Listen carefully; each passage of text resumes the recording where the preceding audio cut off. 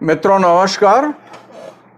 मैं डॉक्टर उमेश चंद्र शुक्ल, अध्यक्ष हिंदी विभाग, महर्षि दयानंद कॉलेज, परेल, मुंबई।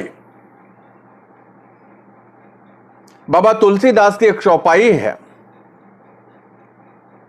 प्रभु भल कीन्हि मोहि सिख दिन्हे, मर जादा पुनि तुमरी किन्हे, ढोल गवार शूद्र पशु नारी, सकल ताड़ना के अधिकारी। लोग तुलसीदास या उनकी जीवन दृष्टि, उनके ग्रंथों के अध्ययन के अभाव के कारण रामचरितमानस के कुछ चौपाइयों को लेकर के विवाद करते हैं। तो सबसे पहले रामचरितमानस का पहला ही श्लोक अगर हम जान लें तो शायद संकीर्ण दृष्टिकोण से रामचरितमानस के विषय में हम किसी भी तरीके का विचार या किसी भी तरीके के विचार की प्रतिबद्धता को लेकर नहीं बैठेंगे। नाना पुराण निगमागम सम्मत यद रामायणे निगदितम क्वचित दंतयो अपि, स्वांत सुखाय तुलसी रघुनाथ गाथा, भाषा निबंध मंति मंजुल मातनोति। मित्रों, नाना पुराण निगमागम सम्मत यद,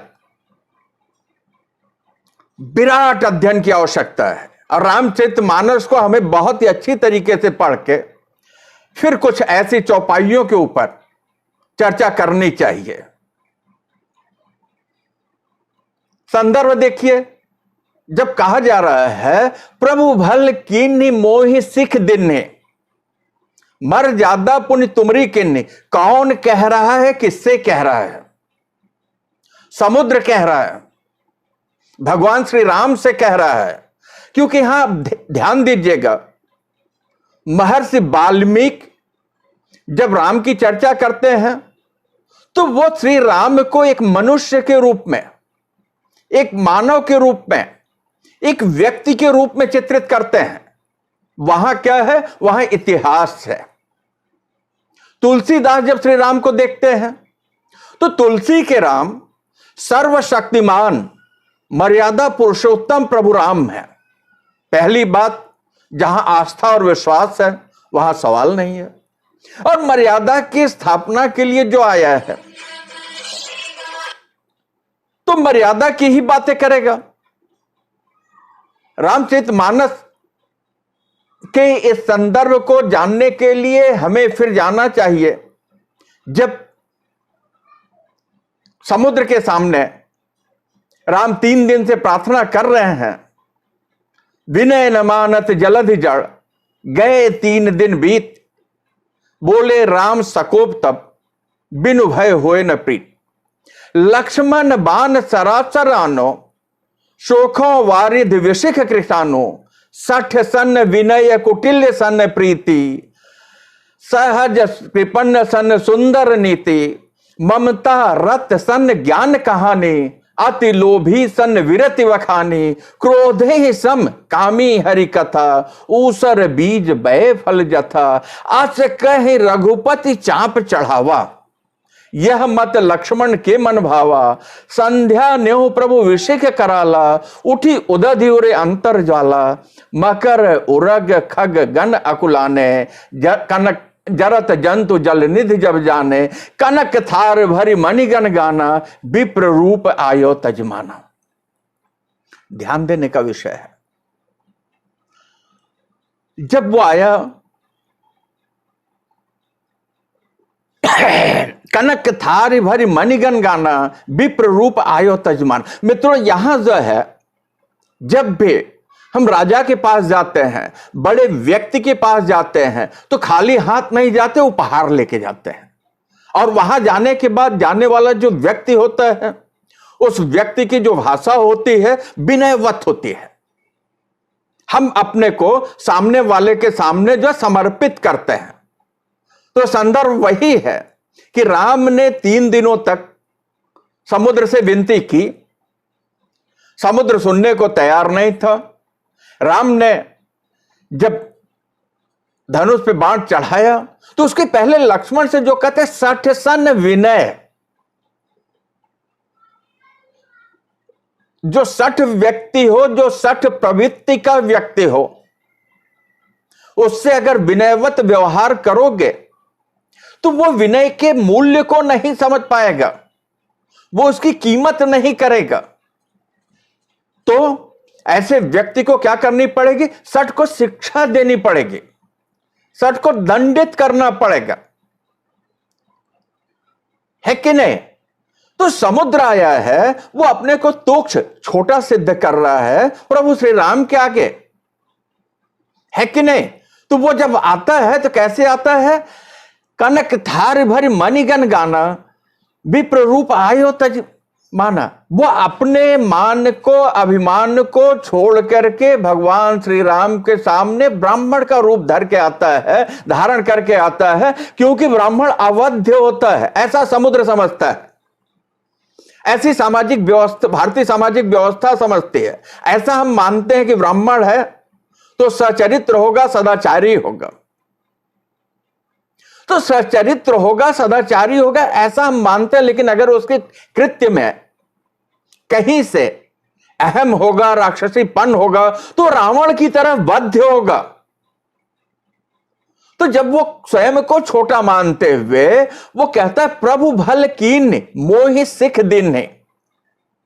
भगवान आपने ठीक किया कि आपने मुझे सिखावन दिया, आपने मुझे सिखाया, आपने मुझे शिक्षा दी, आपने मुझे बताया, आपने मुझे समझाया। क्या समझाया? मर्यादा पुण्य तुम्हारी के नहीं, तुमने आपने हमें जो मर्यादा का पालन करना सिखाया है कि हमें क्या करना चाहिए, अपनी मर्यादा में रहनी चाहिए। मतलब हमारा जो व्यवहार हो समाज में, परिवार में, जहां भी हम रहें, वो मर्यादा के अनुकूल हो, धर्म के अनुकूल हो, व्यवस्था के अनुकूल हो, सदाचार के अनुकूल हो, भारतीयता के अनुकूल हो, प्रकृति के अनुकूल हो, मनुष्यता के अनुकूल हो। तो बाबा तुलसीदास को समझने के लिए हमें अपनी दृष्टि को तुलसीदास के ग्रंथों की तरफ ले जाकर के उसका अध्ययन करना पड़ेगा, गहन चिंतन करना पड़ेगा, मंथन करना पड़ेगा। किसी भी बयानबाजी से काम नहीं चलेगा। तो जब वो कहता प्रभु भल कीन्हे मोहि सिख दीन्हे, किसी भी तरह का कोई संदेह नहीं रह जाता। समुद्र कोई संदेश नहीं दे रहा है, किसी तरह का यहां संदेह नहीं। वो कहता है कि आपने मुझे सिखाया, आपने मुझे शिक्षा दी, आपने मुझे बताया। क्या बताया? मर्यादा बताई। मित्रों, मर्यादा का पालन व्यक्ति को, परिवार को, गांव को, समाज को, तहसील को, जिले को, प्रदेश को, देश को, विश्व में स्थापित करता है। आज राम अगर राम है तो अपने मर्यादित आचरण करने के कारण वो मर्यादा पुरुषोत्तम हुए। क्योंकि ध्यान दीजिएगा, शासन किसका है? रामचरितमानस कब लिखा जा रहा है? अकबर के शासनकाल में लिखा जा रहा है। उस समय परिस्थिति स्थिति कैसी है? अकबर के शासनकाल को भारत का इतिहास कहता है कि बहुत ही अच्छा सुव्यवस्थित शासनकाल था। लेकिन तुलसीदास जी लिखते हैं, खेती न किसान को, भिखारी को न भीख बलि, बनिज को बनिज न चाकर को चाकरी, जीविका विहीन सिद्धिमान सोच बस, कहें एक एकन से कहां जाई का करें। तो ऐसे सम्राट जिसको आप कहते हो, ऐसे अकबर की मुक्ति, ऐसे अकबर से मुक्ति के लिए लुप्त होती सनातन हिंदू धर्म की व्यवस्था को बचाने के लिए रामचरितमानस लिखा गया। तो किसी एक चौपाई को लेकर कोई भी सवाल खड़ा करना हमारी समझ से मंथन का विषय है, चिंतन का विषय है। हर व्यक्ति के अपने विचार हो सकते हैं, लेकिन जहां से कहा जा रहा है कम से कम अर्धाली ने पूरा पढ़े। प्रभु भल कीन्ही मोहि सिख दीन्हे, आपने मुझे सिखावन दिया, आपने मुझे सिखाया। किसका? मर्यादा। हमारी क्या मर्यादा, हमारी क्या सीमा है, हमारे लिए क्या उचित है। तब कहते हैं, कहता है समुद्र, राम नहीं कहते, तुलसीदास नहीं कहते, पात्र कह रहा है। किससे कह रहा है? भगवान से कह रहा है, मनुष्य कह रहा है, जीव कह रहा है, समुद्र कह रहा है, अपने को छोटा मान के। कहता ढोल गवार, शूद्र, पशु, नारी, सकल ताड़ना के अधिकारी। ध्यान दीजिएगा, ढोल बनती है, ढोल बनाने वाला जो व्यक्ति है, ढोल बनाया और बनाए जाने के बाद अगर वो अपने सुर और ताल को उस पर चोट करने पर, थाप मारने पर वो बराबर निकालती है, तब तो ठीक है। तब तो जो भी कलावंत होगा, गुण का साधक होगा, ढोल को सिद्ध करेगा। अगर ढोल अमर्यादित ध्वनि निकालने लगे, अगर ढोल भद्द भद्द की आवाज करे, अगर ढोल बजे ही न, तो ढोल बनाने वाला क्या करेगा? सबसे पहले जो है ढोल को अनुशासित करेगा, उसकी रस्सी को जो चमड़ा लगाया हुआ है उस पे उसको गर्म करेगा, व्यवस्थित करेगा, जिससे कि उससे मधुर ध्वनि निकल सके। तो जब ये कहते हैं ताड़ना के अधिकारी, तो ताड़ना मतलब उत्पीड़न से नहीं है, कष्ट देने से नहीं है।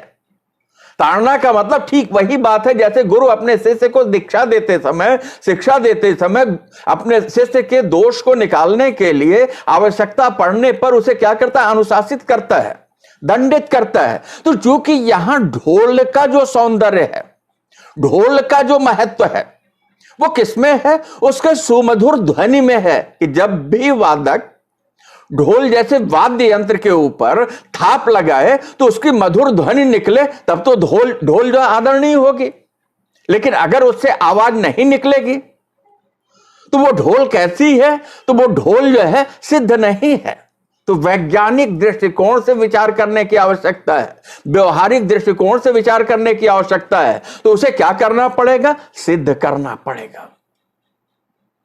मोह सिख दिन नहीं, उसे क्या करना पड़ेगा? सिखाना पड़ेगा कि नहीं भाई, ऐसा है कि तुम्हारा तो अस्तित्व है सुमधुर आवाज करने में है। ठीक वही बात गवार। अब गवार का मतलब क्या गांव में रहने वाले लोग? अगर ऐसा कोई सोचता हो तो मेरी समझ से उनका सोचना ही सही अपनी जगह नहीं होगा, क्योंकि आज वो 21वीं सदी के भारत को देख रहे हैं। 16वीं सदी का भारत, तुलसी के समय का जो भारत था, वो तो गांवों का देश था। गांव ही हुआ करते थे। कुछ शहर या नगर रहे होंगे जहां के राजे रजवाड़े और नवाब रहते रहे होंगे। तो बहुसंख्यक गांव के लोग थे, तो गांव के लोगों को गवार नहीं कहेंगे, बल्कि जिनका आचरण जो है व्यवस्थित न हो, समाज के अनुकूल न हो, जो अव्यवस्थित आचरण करते हो, ऐसा व्यवहार करते हो जिससे उन्हें और उनके आसपास रहने वाले लोगों को कष्ट होता हो। रहीमदास जी लिखते हैं, कह रहीम कैसे निभे बेर केर के संग, वो डोलत रस आपने तिनके पाठ तंग। तो मित्रों, क्या बेर और केर के पेड़ को आसपास नहीं होना चाहिए? होना चाहिए, लेकिन अगर दोनों जो साथ में रह करके अपनी मर्यादा का पालन करते हो कि बेर के कांटे से केले का पत्ता न कटे, तो केले का फल भी मिलेगा, केला भी प्रसन्न रहेगा और बेर में बेर मिलेंगे। तो ठीक वही बात थोड़ा सा हटके, तो क्या कहते हैं? ढोल का तो हमने देखा। तो गवार का मतलब है जिसका व्यवहार जो अनुशासित न हो, जो उसे सुख देने वाला न हो, और उसके व्यवहार से जो समाज व्यवस्था, समाज को सुख देने वाला न हो, तो उसके लिए क्या करना पड़ेगा? उसे सीख देनी पड़ेगी, उसे सिखाना पड़ेगा। तो उसे सिखाने के दौरान जो है, अगर जैसे गुरु अपने शिष्य को दीक्षा देता है, शिक्षा देता है, तो ऐसी स्थिति में अगर हमें थोड़ा सा उसे ताड़ित करना पड़ा है कि नहीं, क्योंकि ताड़ना जो हमारे यहां अवधि में, ताड़ना मतलब देखना, गहरी दृष्टि से देखना, भाषा का भेद है। ताड़ना, चूंकि मैं उत्तर भारत से हूं, अवध क्षेत्र से हूं, जौनपुर से, बेहड़ा मेरा गांव है, तो ताड़ना के अच्छी तरह से हम ताड़ रहे थे, मतलब कि समझना। तो गंवार को ताड़ने की, समझने की आवश्यकता है कि आखिर उसे कहां कौन सी बात नहीं समझ में आ रही है जिसके लिए वो असामाजिक आचरण कर रहा है। ताड़ने का मतलब जो है गवार के अर्थ में कतई दूर दूर तक उत्पीड़न करने से नहीं है, पीटने से नहीं है, मारने से नहीं है। क्योंकि गवार को अगर आप एक थप्पड़ मारेंगे तो वो 5 मारेगा, क्योंकि उसे व्यवहारिकता का ज्ञान। गवार मतलब अच्छी तरीके से हम क्या करें, उसे जो ताड़ें, उसे देखें, उसे समझें, और समझ करके फिर क्या करें, उसे सिखाएं कि नहीं, ऐसे नहीं, ऐसे आचरण करो, ऐसे नहीं, ऐसे आचरण करो तो जिसमें तुम्हारा नुकसान नहीं है, जिससे तुम्हें सम्मान मिलेगा, जिससे तुम्हें लोग जानेंगे। अब मित्रों, जब हम पैदा होते हैं तो सारे संस्कार, सारे नियम, यम नियम, सारे आचरण तो हम आकर के इसी दुनिया में सीखते हैं ना। तो ताड़ना मतलब समझना है कि गवार को हम समझें और समझ करके उसको अनुशासित कर दें, तो क्या होगा, वो अपनी मर्यादा को अगर जान लेगा तो अच्छी सुंदर समाज व्यवस्था स्थापित होगी। ठीक यही बात पशु के संदर्भ में है। मित्रों, मैं किसान का पुत्र हूं, प्रोफेसर बाद में हुआ, तो इसके लिए गांव की व्यवस्था, गांव की खेती, वहां के पशु, क्योंकि हमारे यहां तो हालचाल यही पूछा जाता है। मुंबई जैसे महानगर में कोई मिलता तो मैं यही पूछता हूं कि और बताइए पशु प्राणी कैसे हैं, क्योंकि हमारे यहां धन क्या था, गोधन, गजधन, वाजिधन, है कि नहीं। अगर हमारे पशु स्वस्थ हैं तो आधे हम सुखे हैं, हमारे प्राणी स्वस्थ हैं तो आधे हम सुखे, मतलब पूरे सुखे पशु और प्राणी। तो अब सवाल इस बात का है कि बाबा तुलसीदास किन अर्थों में, किस दृष्टि से पशु को उत्पीड़ित करने, ताड़ने के अर्थ में लिखेंगे। सामान्य ज्ञान की आवश्यकता है, भारतीयता को समझने की आवश्यकता है, भारतीय संस्कृति को समझने की आवश्यकता है। गांव को गांव की तरह समझेंगे तो भारत समझ में आएगा, तो रामचरितमानस समझ में आएगा। क्योंकि मर्यादा पुरुषोत्तम भगवान राम हमारे सामने आते हैं, तो हम केवल जब मर्यादा के पालन करने वाले राम को अगर देखें तो तुलसी तो यही चाहते थे कि भारत का जन जन मर्यादा की रक्षा करे। तो गवार के अर्थ में जो मैंने कहा कि क्या करना है, उसे जो अच्छी तरीके से क्या करना, ताड़ना है, समझना। ठीक यही बात पशु के संदर्भ में, क्योंकि वो मूक होता है। हम तो अपने भूख को, प्यास को, सेक्स को, अपनी अनुभूतियों को शब्दों के माध्यम से व्यक्त कर देंगे।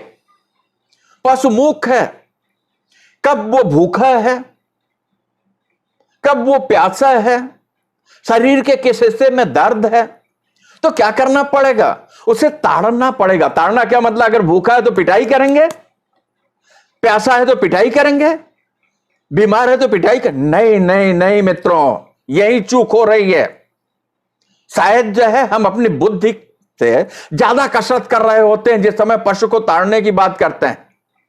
जो साहब ताड़ने की बात करते हैं उनसे कहिए किसी पशु को एक डंडा मार के देख ले, समझ में आ जाएगा।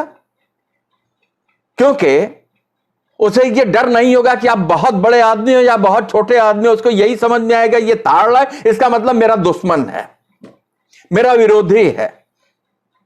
मित्रों, पशु पक्षी समझें क्या भाषा, वो हमारे प्रेम की भाषा को, हमारे प्रेम के व्यवहार को, वो हमारे आचरण को समझते हैं।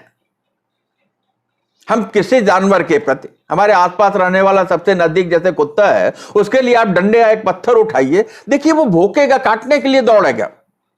लेकिन अगर भौंक रहा हो और आप क्या कीजिए, उसको ताड़िए। ताड़िए मतलब पीटने के अर्थ, उसको क्या कीजिए, ध्यान से देखिए, समझिए, समझ करके थोड़ा सा पुचकारेंगे तो उसका भौंकना, काटने के लिए दौड़ना, आपके उस ताड़ने से, आपकी उस दुलार की भाषा से, आपके स्नेह से वो क्या हो जाएगा, वो थम जाएगा, वो रुक जाएगा, वो ठिठक जाएगा। आप उसको समझ रहे तो वो भी आपको समझेगा। क्योंकि पशु पक्षी भी आप प्रेम की भाषा को, अपनेपन की भाषा को समझते हैं। हित अनहित पशु पक्षी जानना, तो इतना जान करके फिर तुलसीदास के इस चौपाई के ऊपर हमें विचार करना चाहिए। वही बताया ना, नाना पुराण निगमागम विधि सम्मतम। ध्यान रखना होगा, हम सारे लोग इतने विद्वान नहीं हैं, लेकिन हां समझ तो सकते हैं, समझने का प्रयास तो कर सकते हैं। समझने का प्रयास करेंगे तभी तो सीखेंगे, तभी तो जानेंगे। और अगर उतना न करना चाहें, केवल कुतर करना चाहें, तो मित्रों, बाबा तुलसीदास का नाम लेकर के हो सकता है चार लोगों के बीच में आलोचना के शिकार होकर के भी हम अपनी पहचान बना लें, लेकिन वो कहीं ना कहीं हमारी बुद्धि की कमजोरी का द्योतक होगा। तो जो चर्चा मैं कर रहा था, ढोल गवार शूद्र पशु नारी, तो इस बात को आप जान लीजिएगा, पशु को ताड़ने की जरूरत है, समझने की जरूरत है, जानने की जरूरत है, देखने की जरूरत है। पशु की आवश्यकता को अगर आप पूरा कर रहे हो तो इस बात को आप जान लीजिएगा, पशु चेतक भी था। आखिर हम सारे लोग जो है राणा प्रताप का नाम जानते होंगे, है कि नहीं? झांसी की रानी का नाम जानते हैं, उनका भी घोड़ा जो है वही पशु था, है कि नहीं? हेमू के हाथी का नाम भी जानते हैं। तो इस बात को आप जान लीजिएगा, उन्हें अनुशासित करने की जरूरत, मोहि सिख दिन ने उन्हें सिखाए। मोहि सिख दिन ने जिस बात को समुद्र भगवान श्री राम से कहता है, प्रभु भल कीन, हे प्रभु, हे स्वामी, हे मालिक, हे नाथ, आपने अच्छा किया कि आपने मुझे सिखाया। तो यही बात समुद्र जब कह रहा है तो अपनी सीख के साथ तो कह ही रहा है, लेकिन उस समय के सामाजिक हाशिए पे पड़े हुए तो वो उदाहरण जैसा देता और ये कहता है कि नहीं, इनमें जो सिद्ध नहीं है उन्हें सिद्ध करने की जरूरत है कि नहीं? तो इसका मतलब किसी पूरे वर्ण विशेष को नहीं, बल्कि जो मर्यादा में नहीं है उन्हें मर्यादित करने की जरूरत है। तो ठीक यही बात पशु की है। तो अगर पशु को सिखा दिया जाए, अनुशासित कर दिया जाए, तो वो क्या करेगा? वो व्यवहार जो करेगा, पशु होते हुए भी उसका पशुवत व्यवहार नहीं रहेगा। ध्यान दीजिएगा, अंडरलाइन कीजिए, पशुवत आचरण। चेतक की चर्चा मैंने की, झांसी की रानी की मैंने चर्चा की, मंगल पांडे के घोड़े की मैंने चर्चा की, है कि नहीं? तो उसमें क्या हो, अगर उसे हम सिखावन दे दें तो ताड़ के किसी को, मार के किसी को, डांट के किसी को, पीट के किसी को, काट के किसी को, उत्पीड़ित करके किसी को नहीं सिखाया जा सकता, भयभीत किया जा सकता, आतंकित किया जा सकता है। तो मित्रों, आज 21वीं सदी में बौद्धिक रूप से हमें आतंकित किया जा रहा है, जबकि सिखावन की जरूरत है, बताने की जरूरत है। सनातन धर्म के उद्धार का यह जहाज है रामचरितमानस, इस बात को आप जानिएगा, नहीं तो मुगल कारा से हम मुक्त नहीं पाते। वही विध्वंसक शक्तियां आज जो सक्रिय हैं। आइए विषय पे, ढोल गवार शूद्र पशु। तो अगर पशु को हम साध लें तो चेतक की तरफ विजय दिलाएगा। शायद हेमू के हाथी को साध लिया गया होता तो हम गुलामी की इस कारा में नहीं जाते, लेकिन नहीं, उस क्षण विशेष में हेमू का हाथी जो है वो क्या हुआ? सिद्ध नहीं हुआ, पागल हो गया। और एक हेमू के हाथी के पागल होने से हिंदुस्तान की तस्वीर बदल गई मित्रों। और अनुशासित करने का कितना महत्व है। हमारे यहां पशुओं के स्वामी भक्ति का, पशुओं के प्रदेय का, पशुओं के देह का एक लंबा इतिहास मिलता है। महाभारत में भी देखिए, स्वर्ग जाता है तो कौन? कुत्ता। मनुष्य नहीं है, मर्यादा को जानता होगा, साक्षात धर्म का अवतार। आइए फिर, तो ढोल गवार शूद्र पशु नारी। मित्रों, यश नार्या से पूज्यन्ते रमन्ते तत्र देवता। तुलसी के यहां अहिल्या है, शबरी है, उर्मिला है, सीता है, मंदोदरी है, तारा है, रुक्मा है। कहीं भी आपत्तिजनक ऐसा नहीं रहा है कि इस चौपाई का दुरुपयोग करके या इस चौपाई के कुअर्थ को लगाया जाए। इस बात को आप जान लीजिएगा। ये क्या कहते हैं? ढोल गवार शूद्र पशु नारी। यहां जो नारी की जब चर्चा आती तो नारी तो हमारे यहां जैसे नार्य से पूज्यन्ते रमन्ते तत्र देवता, हम उस संस्कृति के रहने वाले हैं। लेकिन यहां अगर नारी में पशुवत व्यवहार और पशुवत आचरण करने वाली नारी, आप सोच लीजिए, ध्यान दीजिए, राम ने एक शब्द भी अपने मां कैकेयी के लिए अब शब्द कहे हैं? राम ने शबरी के जूठे बेर खाने से मना किया है? जहां भी राम ने तारा को इज्जत देने में जरा भी कमी की है? रामचरितमानस में नहीं आता, लेकिन नहीं, राम ने अपने विजयी राजा रावण की मृत्यु के बाद कहीं से भी मंदोदरी को अपमानित किया है? मित्रों, समझने की आवश्यकता है। इस बात को आप जान लीजिए कि भारतीय संस्कृति अगर टिकी हुई है तो यही हमारी पूज्य नारियां हैं। मुझे भी किसी मां ने पैदा किया है, नारी है। मैं भी किसी पत्नी का पति हूं, नारी है। जिसने मुझे बनाया है, मेरी भी बेटी है, नारी है। तो ढोल गवार शूद्र पशु नारी, नारी मतलब क्या है? ठीक वही बात जो प्रभु भले कीर्नि मोहि सिख दिन्नि, इन्हें सिखाने की आवश्यकता है। पिता रक्षति कौमार्य, भर्ता रक्षति यौवने, इस बात को आप जान लीजिएगा। तो सिखावन की आवश्यकता मित्रों सबको है, मुझे भी। मेरी मां ने, मेरे पिता ने, मेरे भाई ने, मेरे चाचा ने, मेरे दादा ने, मेरे ताऊ ने, मेरे परिवार ने, मेरे गुरु ने, मेरे दोस्तों ने ये सिखावन ही तो दिया है, तब यहां आकर के आपसे हम संवाद कर रहे हैं। अब सकारात्मक सिखावन होगा तब तो हम सकारात्मक दृष्टि संपन्न व्यक्ति बनेंगे। और अगर कैकेयी का सिखावन होगा तो क्या होगा? रावण पैदा होगा, है कि नहीं? पिता विश्वासवा के गुण विभीषण को मिलते हैं, तपस्वी सन्यासी हो जाते हैं। पिता विश्वासवा के गुण रावण और विभीषण को मिलते हैं, कुंभकर्ण को मिलते हैं, तो वो तपस्वी तो होते हैं, लेकिन उनके ऊपर मां कैकेयी के प्रभाव के कारण तामस गुण आ जाता है। तो मित्रों यही बात जो कह रहा है, ढोल गवार शूद्र पशु नारी।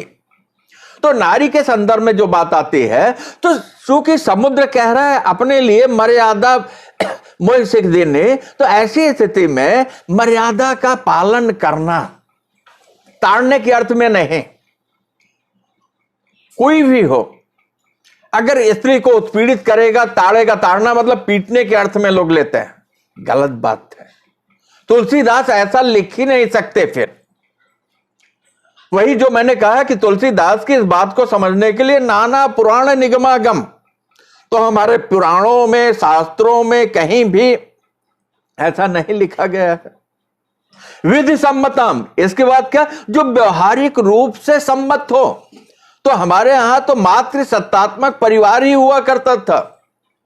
हम अपने आदिवासी भाइयों को देख लें, तो जब मातृ सत्तात्मक परिवार हुआ करता था, ऐसी स्थिति में उत्पीड़न की बात कहां से आ जाएगी? आप विचार कीजिए,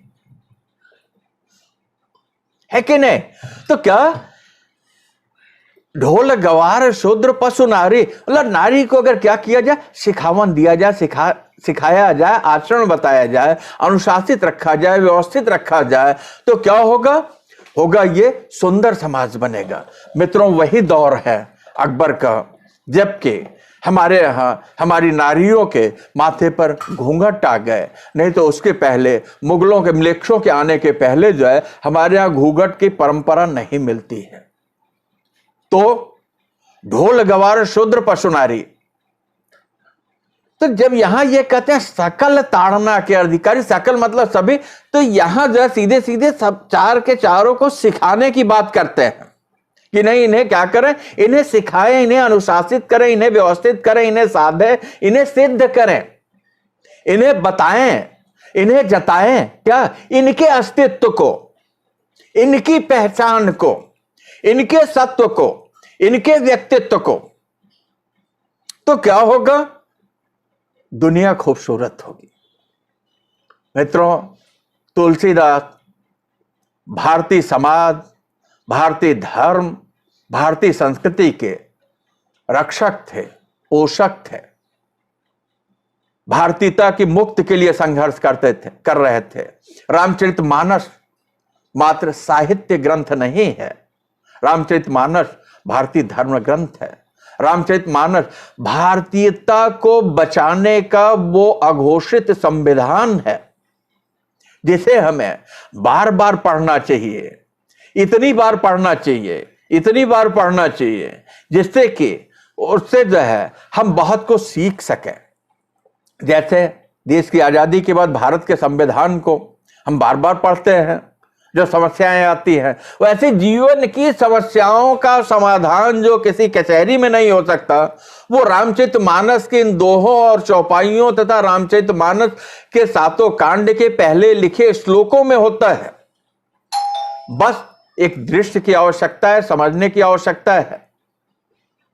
अगर इतना हम करते हैं तो ढोल गवार शूद्र पशु नारी को फिर ताड़ना के अर्थ में, पीटने के अर्थ में नहीं, बल्कि सिद्ध करने के अर्थ में, सिखावन के अर्थ में, बताने के अर्थ में, गरिमा के अर्थ में, पहचान के अर्थ में, दृष्टि के अर्थ में देखेंगे तो क्या होगा? ढोल गवार शूद्र पशु नारी सकल ताड़ना के अधिकारी। तो कहते हैं ये सारे के सारे जो है शिक्षा का अधिकार रखते हैं। आपने हमें जैसे सिखाया वैसे ही इन्हें भी सिखाने की जरूरत है। जो अनुशासित नहीं है उन्हें अनुशासित करने की जरूरत है। मित्रों, यही मैं अपनी बात समाप्त करता हूं। अपने अगले व्याख्यान में तुलसीदास के नारी के ऊपर चर्चा करना मैं आवश्यक समझता हूं, क्योंकि जहां कुछ जड़ बुद्धि के लोग इस तरीके की अर्धाली लेकर के बातें करते हों तो वहां बात रखने की आवश्यकता पड़ जाती है कि नहीं, हम जाने कि तुलसीदास के लिए नारी कितनी आदरणीय रही है, कितनी श्रेष्ठ रही है, कितनी पूज्य रही है। तुलसीदास का नारी को कितना महत्व है। तो जिसके यहां महत्व बहुत होगा, ये बताइए, वो कहीं जो है उत्पीड़न की बात करेगा। तो मैं बाबा तुलसीदास को प्रणाम करता हूं, रामचरितमानस को प्रणाम करता हूं, साहित्य रामचरितमानस को प्रणाम करता हूं और भारतीय संस्कृति को प्रणाम करता हूं, जिन्होंने मुगलों की कारा से हिंदुत्व को, हिंदू को, भारतीय सनातन समाज को बचाए रखने के लिए रामचरितमानस की रचना करके हमें आज इस स्थिति में पहुंचाया। ये सिखावन हमें दिया कि नहीं, हम अपने धर्म को, अपनी शिक्षा को, अपनी व्यवस्था को अच्छी तरीके से धारण कर सकें। मैं डॉक्टर उमेश चंद्र शुक्ल, अध्यक्ष हिंदी विभाग, महर्षि दयानंद कॉलेज परेल,